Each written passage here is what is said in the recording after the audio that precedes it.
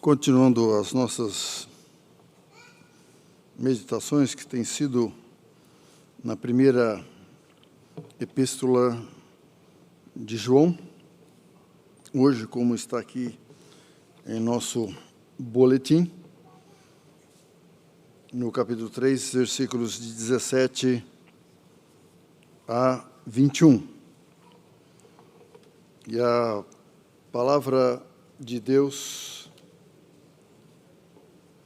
nos diz, primeira epístola de João, capítulo 3, versículos de 17 a 21. O nosso tema é o verdadeiro amor e seus benefícios. Na nossa liturgia foi colocada a expressão do amor verdadeiro se traduz em atos. Em atos. E o primeiro texto foi o Evangelho de João, capítulo 3, principalmente o versículo 16. Porque Deus amou ao mundo de tal maneira que deu o seu Filho unigênito, para que todo aquele que nele crê não pereça, mas tenha vida eterna. A expressão do amor verdadeiro, que é o amor de Deus, ele se traduz em atos. O ato foi Deus mandar o seu Filho Jesus tomar a forma humana para morrer na cruz do Calvário. E aqui na primeira de João, estamos agora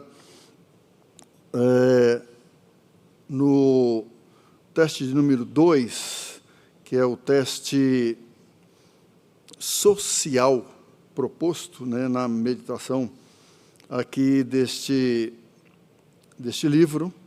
São 3 testes: o teste moral, o teste social e o teste doutrinário. Nós estamos no teste social, que é o teste do amor ao irmão. O teste do amor ao irmão. Nós vimos nesse teste do amor ao irmão, no capítulo 3, de 11 a 16, Caim e Jesus. O teste do amor, Caim falhou, matou o seu irmão. Agora, nós vamos ver o verdadeiro amor e seus benefícios. O verdadeiro amor expresso aqui na palavra de Deus. Eu quero convidar que a igreja, vamos todos a uma voz, leiamos esses versículos. Capítulo 3, versículos 17, 18, 19, 20 e 21. E a palavra de Deus nos diz: Ora, aquele que possuir recursos deste mundo e vir a seu irmão padecer necessidade e fechar-lhe o seu coração, como pode permanecer nele o amor de Deus? Filhinhos, não amemos de palavra nem de língua, mas de fato e de verdade. E nisto conheceremos que somos da verdade, bem como perante ele tranquilizaremos o nosso coração. Pois se o nosso coração nos acusar, certamente Deus é maior do que o nosso coração e conhece todas as coisas. Amados, se o coração não nos acusar, temos confiança diante de Deus. Nós lemos aqui no Evangelho de Mateus, no capítulo de número 25, eu me lembro de uma aula do mestre, quando foi 1982, 1983, em uma aula ele falando sobre esse texto de Mateus. Muitos interpretam que a salvação, o direito de entrada nos céus, são as nossas obras. Muitos muitas religiões, inclusive, usam esse texto aqui. Então, se você fizer essas obras como está aqui, né, mas uma coisa que me chamou muito a atenção é o seguinte: quando nós estudamos sobre a justificação, quando o apóstolo Paulo fala da justificação pela fé, e ele também inclui as obras. Tiago também vai falar sobre isso. Mostra a sua fé sem obras, e eu mostrarei a verdadeira fé, o verdadeiro amor com as obras. Então, o que Tiago está dizendo é o seguinte: aquele que foi justificado pela fé, esta fé, ela vai ser evidenciada através das obras. Esta justificação, você foi justificado, foi tornado justo agora diante de Deus, pela fé. E isso vai se expressar, isso daí, o seu testemunho de que você foi justificado, né? E que Paulo também fala que quando acontece isso, quando você recebe a Jesus como seu Senhor e Salvador, você nasce de novo, você é justificado, você é redimido, e o amor de Deus, principalmente Paulo aos Romanos, diz que o amor de Deus é derramado em nossos corações. E a partir daí, nós vamos viver a nova vida, a nova vida.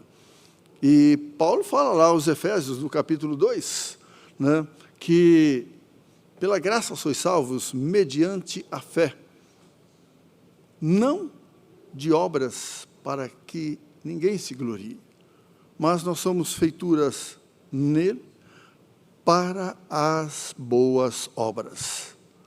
E nós vamos fazer essas boas obras se o amor de Deus for derramado em nosso coração, se formos convertidos. E essas boas obras, por incrível que pareça, Jesus até ensina que isso vai redundar, o benefício vai ser galardão quando nós entrarmos lá nos céus. E o relatório de Mateus, aqui capítulo 25, é o que Jesus diz: olha, quando você fez isso aos pequeninos, né, todas aquelas ações, quando você fizesse a um deles, a mim o fizeste.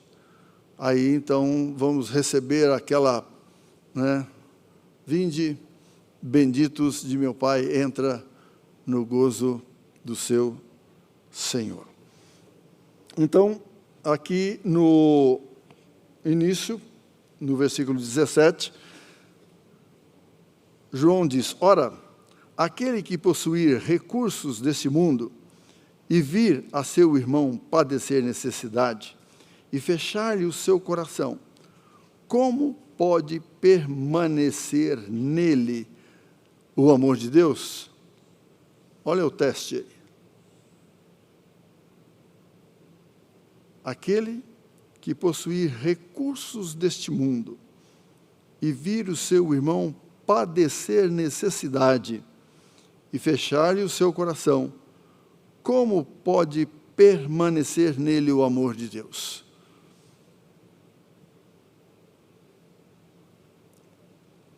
Nós já defrontamos muito com isso.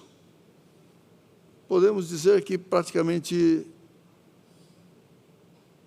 todos os dias, ou se não todas as semanas, nós nos defrontamos com isso.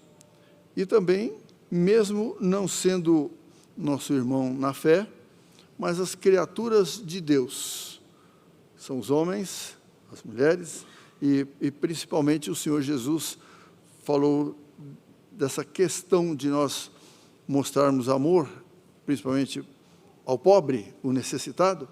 Ele disse: olha, vocês vão tê-los sempre no meio de vocês.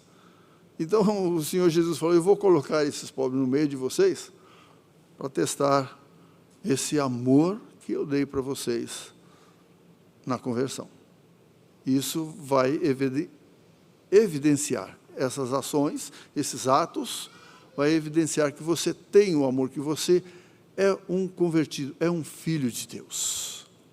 Então, vemos aí que João apresenta essa característica do amor em forma aí de um teste. Por quê?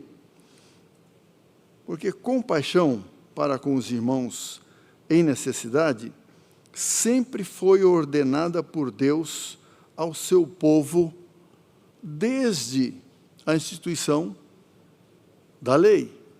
Lá em Deuteronômio, no capítulo 15, versículos 7 e 8, nos diz: quando entre ti houver algum pobre de teus irmãos, em alguma das suas cidades, na tua terra que o Senhor teu Deus te dá, não endurecerás o teu coração, nem fecharás as mãos a teu irmão pobre.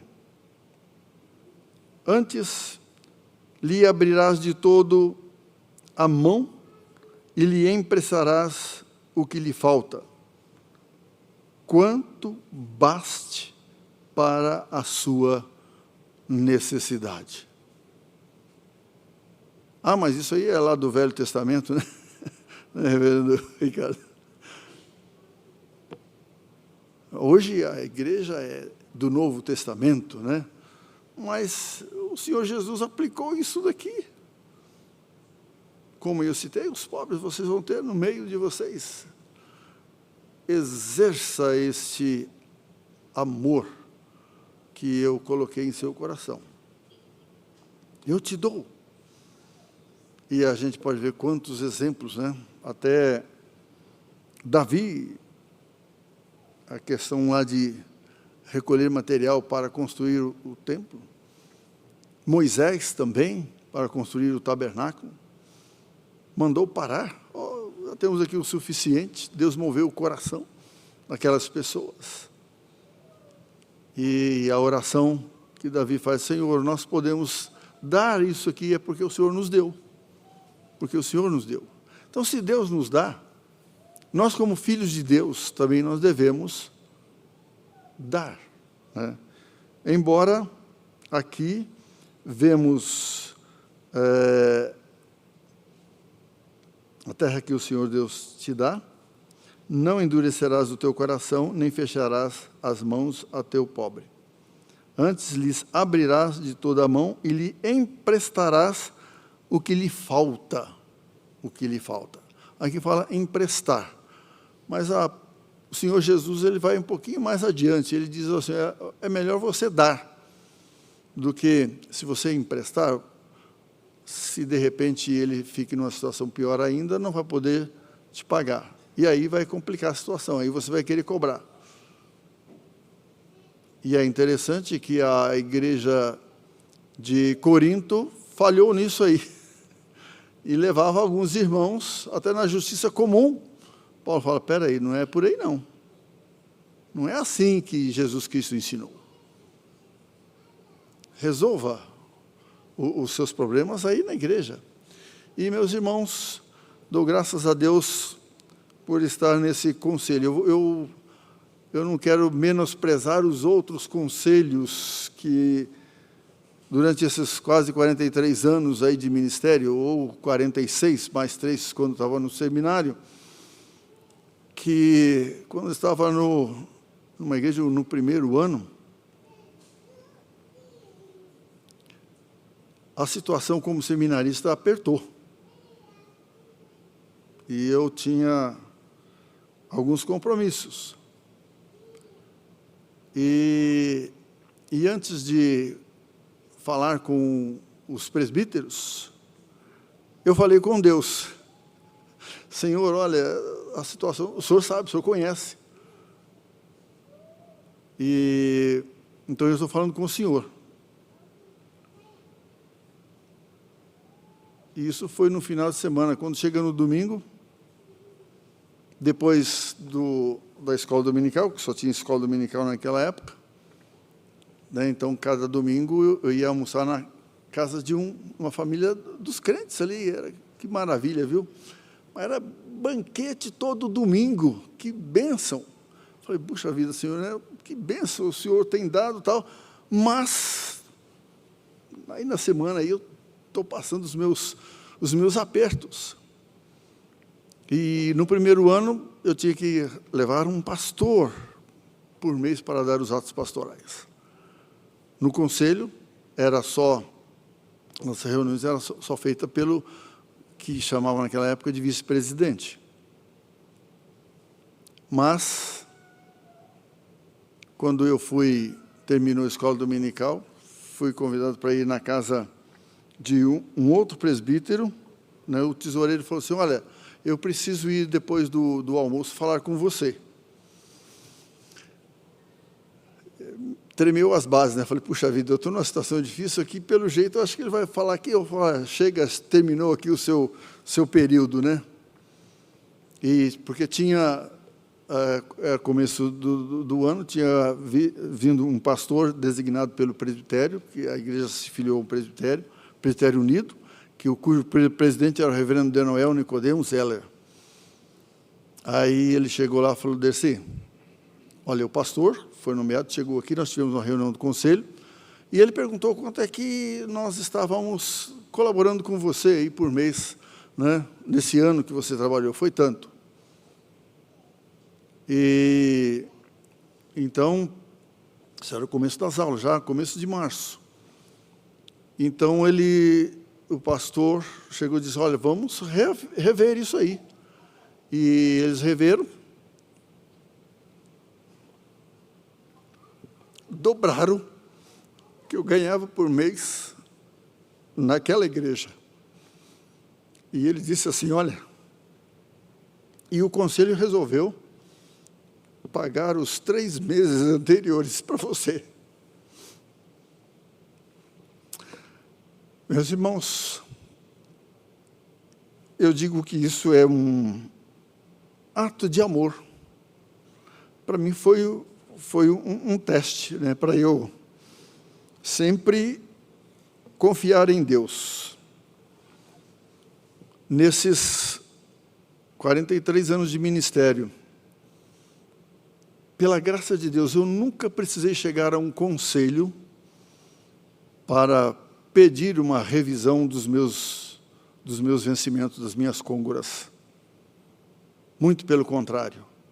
Antes disso, todos os conselhos foram, assim, liberais nesse sentido, pela graça de Deus.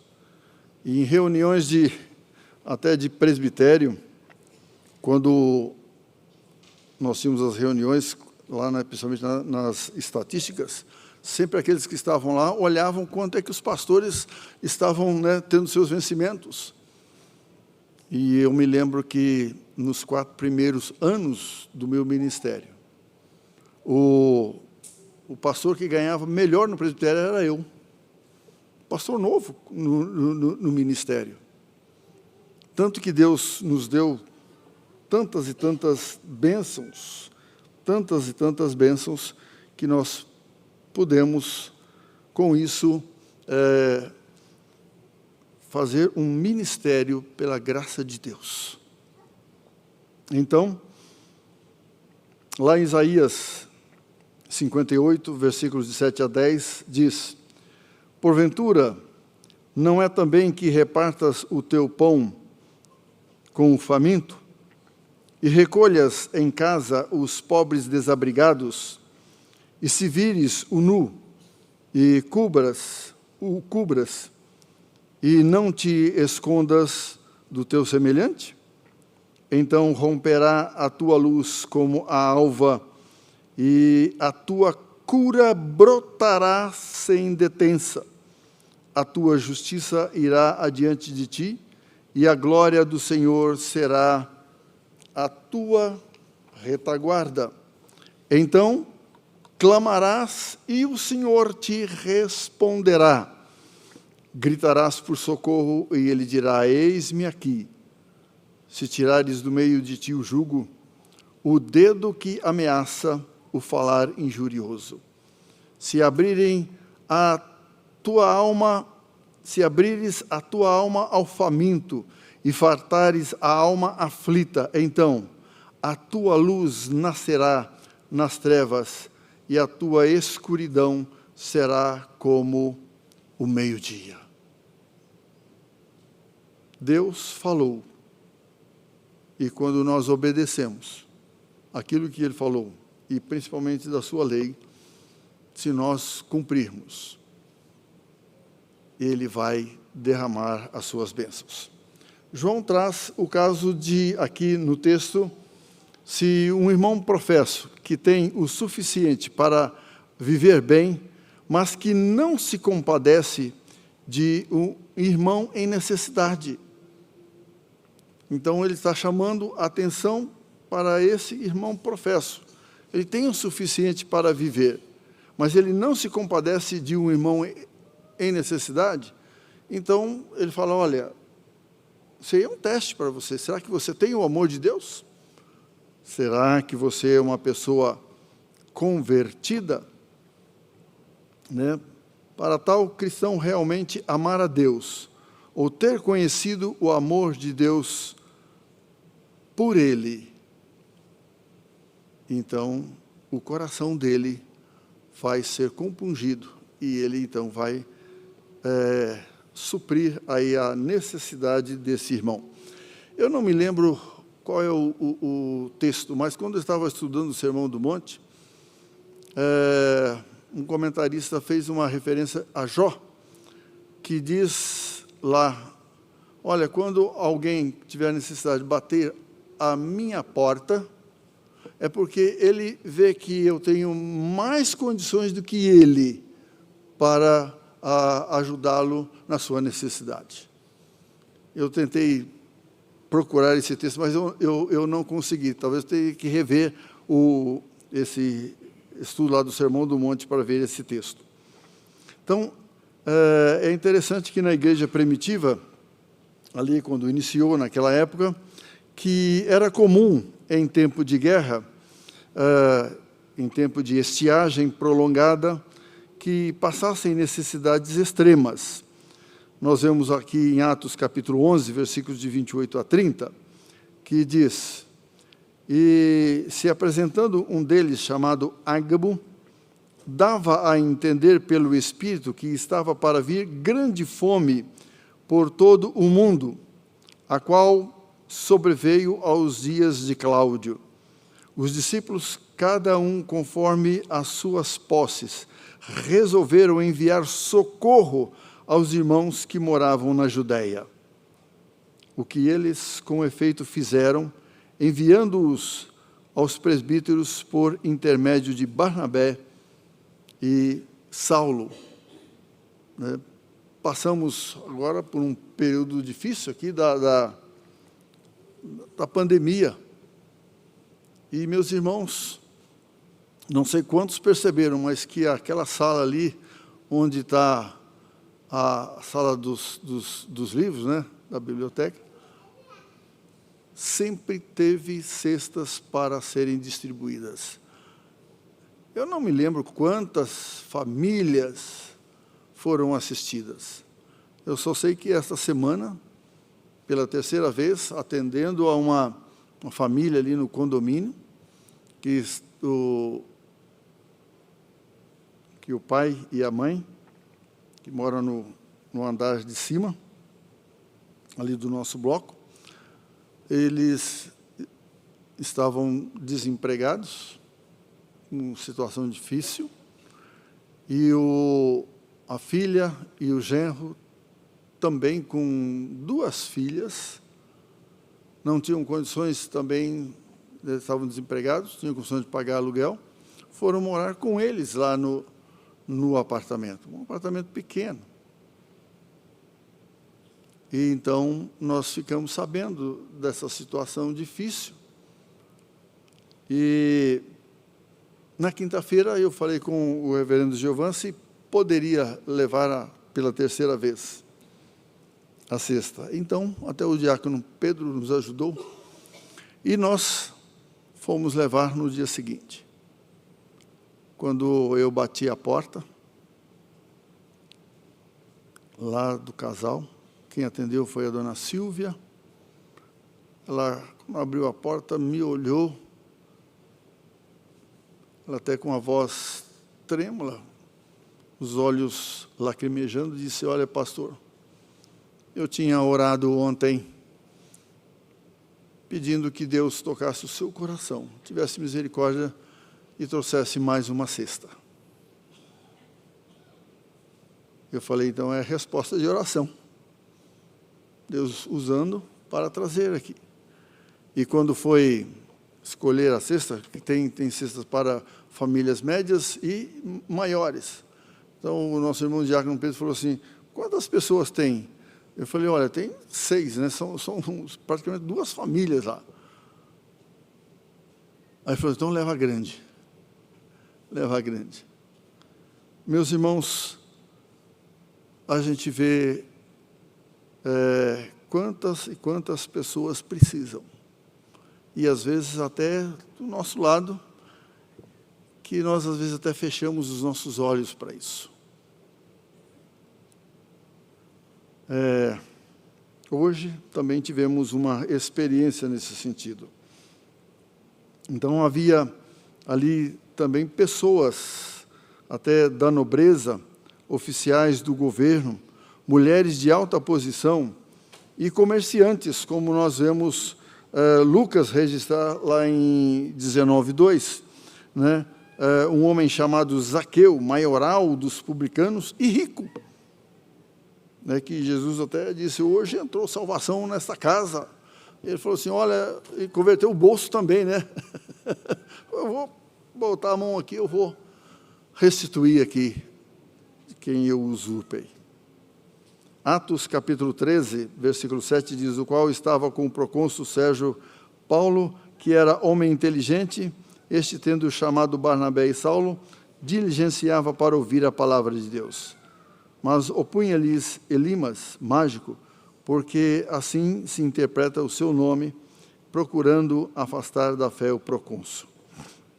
E ainda no capítulo 17, o versículo de número 12, com isso muitos deles creram, mulheres gregas de alta posição e não poucos homens. Em si, nada de errado em ter recursos deste mundo. Tais pessoas estavam nas igrejas ao lado de outras que eram pobres e passavam necessidades. E nós vemos no registro de Atos que muitos vendiam as suas propriedades e traziam ali aos pés dos apóstolos. O doutor A.N.L. diz, na verdade a situação assemelha-se, guardadas as proporções, à situação de muitas igrejas em países em desenvolvimento, como o Brasil, onde os que têm convivem lado a lado com a miséria dos necessitados. E como nós temos. Para um cristão fechar o coração diante do necessitado, tendo condições de ajudar, é sufocar as emoções mais profundas de compaixão que brotam no âmago do nosso ser para com a miséria de um ser humano. Pior ainda se for a miséria de um irmão em Cristo, é não ter amor. Como pode tal pessoa dizer que o amor de Deus permanece nele? Tal pessoa nunca foi alcançada pelo amor de Deus, cuja essência é doar-se. Tanto o assassino, né, como nos versos anteriores, quanto o avarento, como neste texto está dizendo, né, que aquelas pessoas que querem ter mais, mas não se preocupa com a necessidade do outro, não conhecem o amor de Deus. O versículo de número 18 diz, filhinhos, não amemos de palavra nem de língua, mas de fato e de verdade. Nisso, temos a palavra de Tiago lá no capítulo 2, versículo 14, versículo 17 a 17. Meus irmãos, qual é o proveito se alguém disser que tem fé, mas não tiver obras? Pode acaso semelhante fé salvá-lo?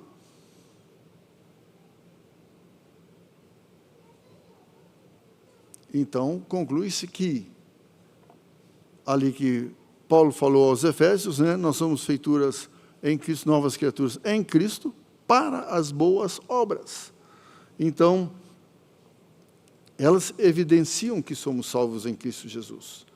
Se um irmão ou uma irmã estiverem carecidos de roupa e necessitados de alimento cotidiano, e qualquer dentre vós lhe disser, ide em paz, aquecei-vos e fartai-vos, sem contudo lhe dar o necessário para o corpo, qual é o proveito disso, dessas palavras?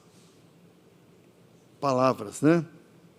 Não amemos de palavras, e nem de língua, mas de fato e verdade, diz o versículo 18.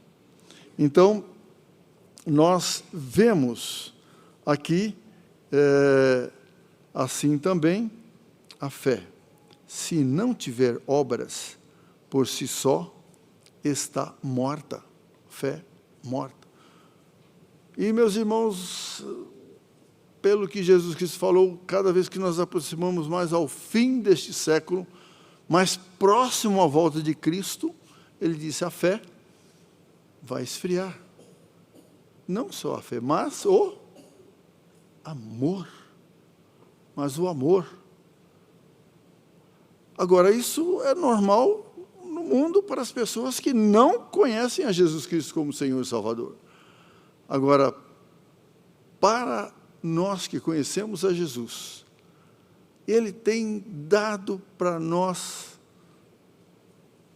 aquilo que o salmista diz, eu já fui moço, hoje já fui velho, jamais vi o justo ou a sua descendência mendigar o pão. Eu e Lenice, todos os dias agradecemos a Deus a providência dEle para isso. Inclusive, quem mais me cobra para ajudar as pessoas que estão passando necessidade é a Lenice. E meus irmãos, hoje nós estávamos no restaurante, né, porque é o Dia das Mães. Os filhos falaram, vamos almoçar num restaurante. Nós fomos. E quando nós estávamos à mesa, tal, chega um rapaz, assim, vestido com roupas bem esfarrapadas, podemos dizer assim, e ele veio pedir se pudesse dar um marmitex. Eu achei interessante, né, porque o meu genro, ele não gosta de dar dinheiro para as pessoas. Se alguém tiver com necessidade está com fome, precisa comer, tal, ele fala, não, eu vou ali no supermercado, eu vou ali na padaria, eu compro e te dou. Se é leite, se é pão, ou seja o que for.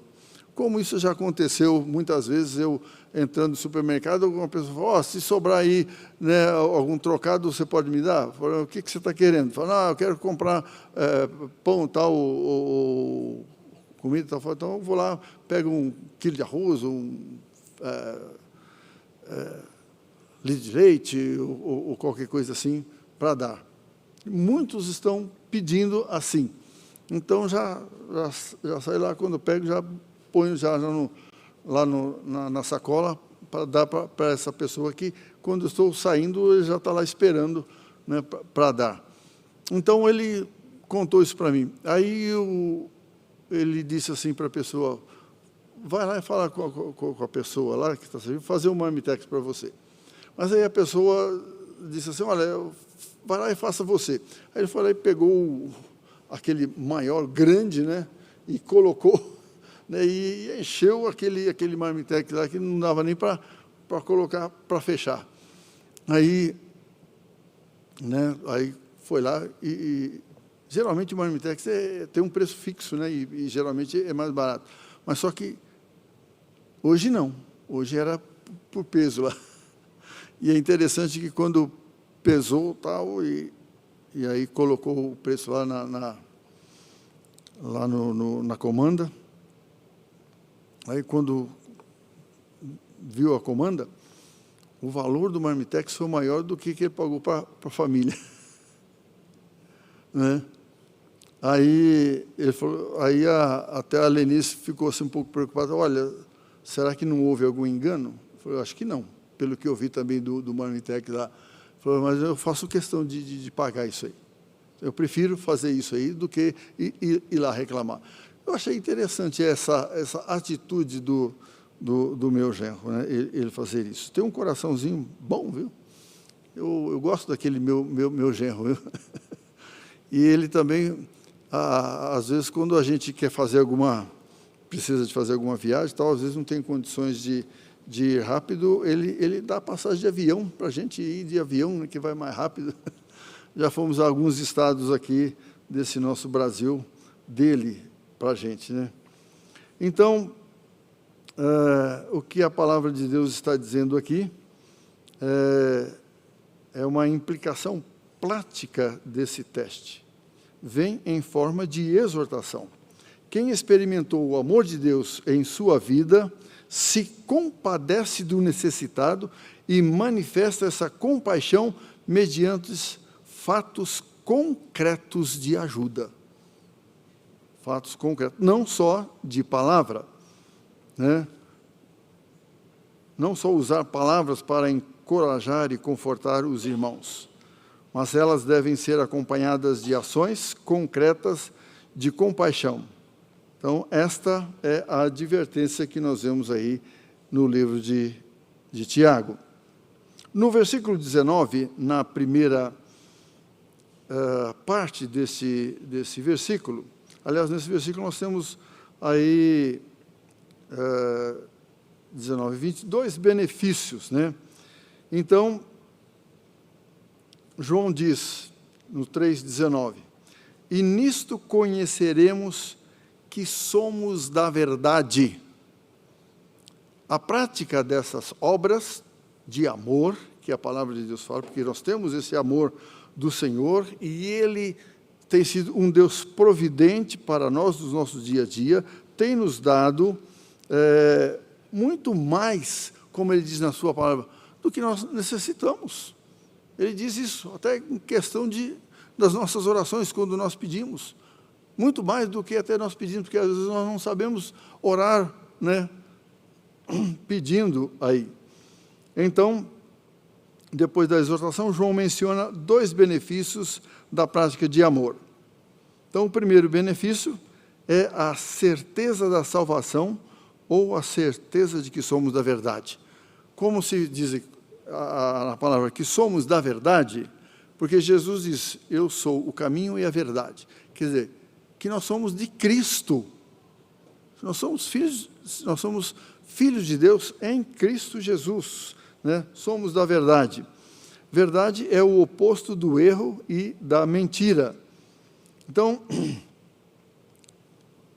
o que está colocando aqui em contraste é não viver o evangelho de fachada, não viver o evangelho de aparências, né?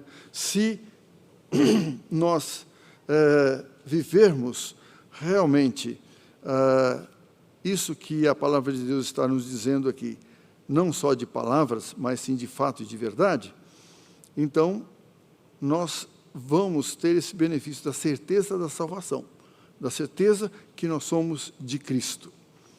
É viver o puro e genuíno evangelho de Cristo, que procede de Deus, ensinado pelos apóstolos.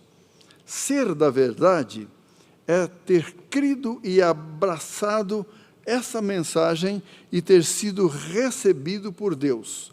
Lá em João, o Evangelho de João, no capítulo 18, versículo 37, João registra as palavras de Jesus. Então lhe disse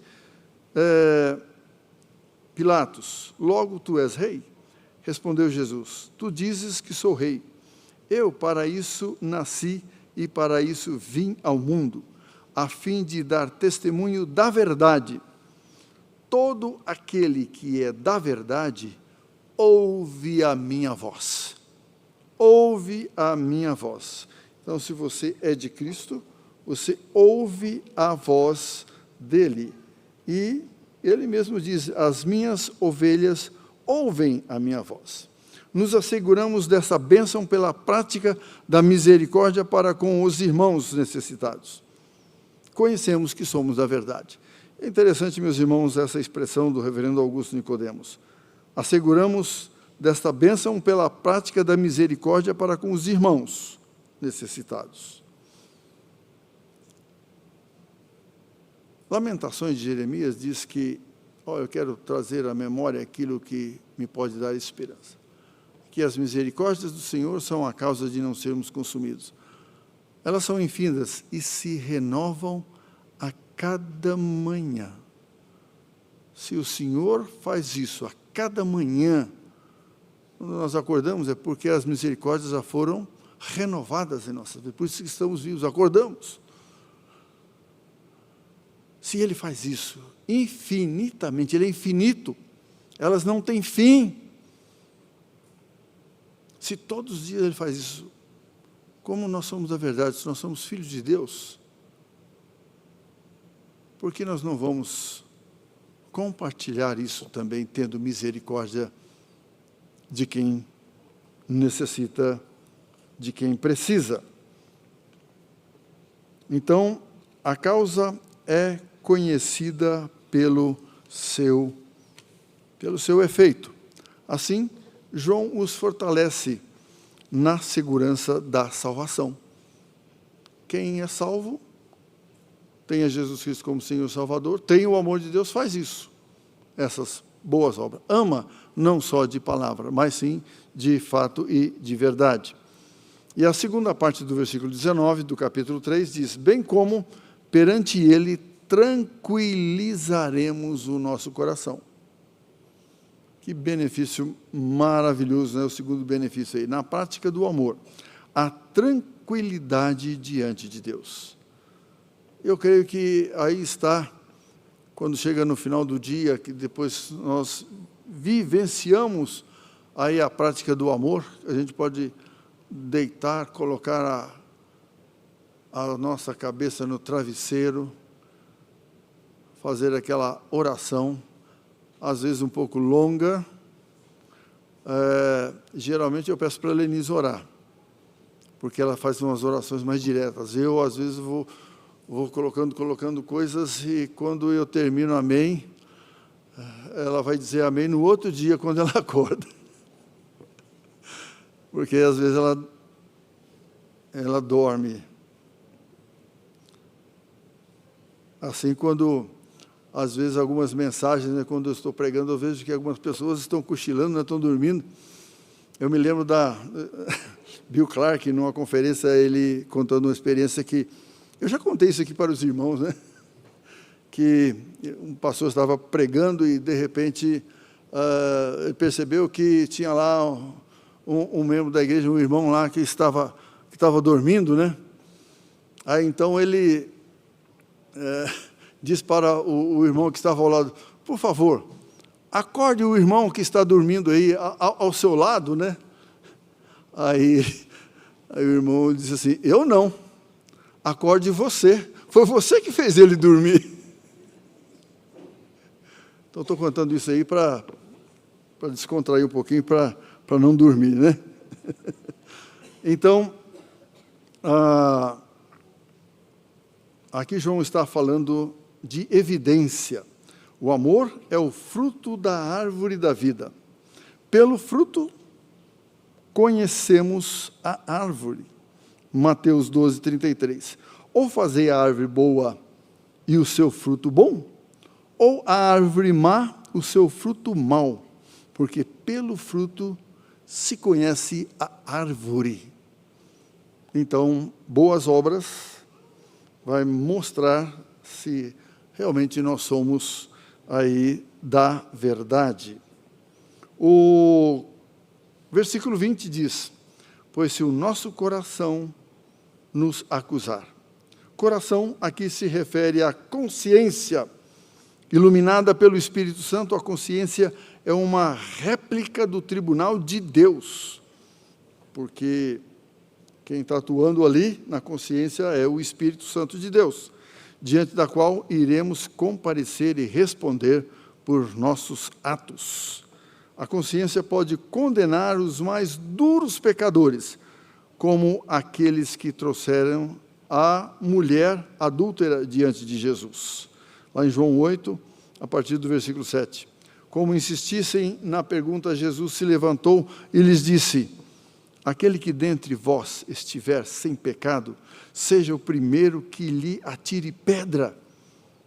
E, tornando a inclinar-se, continuou a escrever no chão. Mas, ouvindo eles esta resposta, e acusados pela própria consciência, foram se retirando um por um, a começar pelos mais velhos até aos últimos, ficando só Jesus e a mulher no meio onde estava.